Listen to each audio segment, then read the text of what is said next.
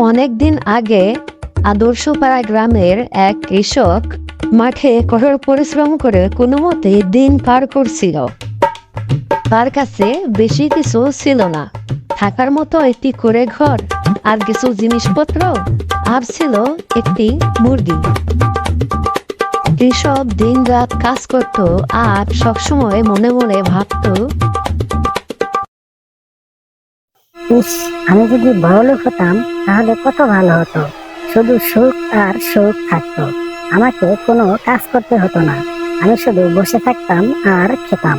তেমনই ভাবে একদিন সকালবেলা সে ঘুম থেকে উঠে যখন তার মুরগিটিকে খাবার দিতে গেল, তখন সে একটি ডিম দেখতে পেল।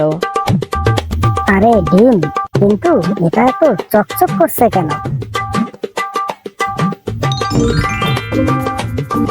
হায় খোদা, এটা তো সোনার ডিম। এই ডিম বিক্রি করে আমি এখন বড়লোক হয়ে যাব। সোনার ডিমকে নিয়ে সে তখন বাজারে গেল আর সেটা বিক্রি করে সে অনেক টাকা পেল। এতে করে সে অনেক খুশি হয়ে গেল আর সে তার পছন্দের সব জিনিস একে একে কেনা শুরু করে দিল।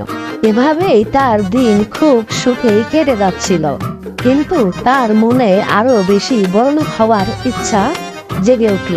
আর সে মনে মনে ভাবলো, এইভাবে প্রতিদিন একটা একটা করে সোনার ডিম বিক্রি করে বড়লোক হতে আমার অনেক সময় লেগে যাবে। তার চেয়ে যদি আমি মুরগিটির পেট থেকে একেবারে সবগুলো ডিম বের করে বিক্রি করি, তাহলে আমি অল্প সময়ে আরো বেশি টাকা পাবো এবং খুব সহজেই আমি এই এলাকার রাজা হয়ে যাব। এই ভেবে তখন সে মুরগির পেট কেটে ফেলল। হায় হায়, এ আমি কি করলাম? হায় হায়, অতি লোভের আশায় আমি মুরগিটাকে মেরে ফেললাম। মুরগিটাও মরে গেল আর আমার একটা ডিমও পাওয়া হলো না। অতি লোভের আশায় আমার সবই গেল, মুরগিটাও গেল, সোনার ডিমও গেল।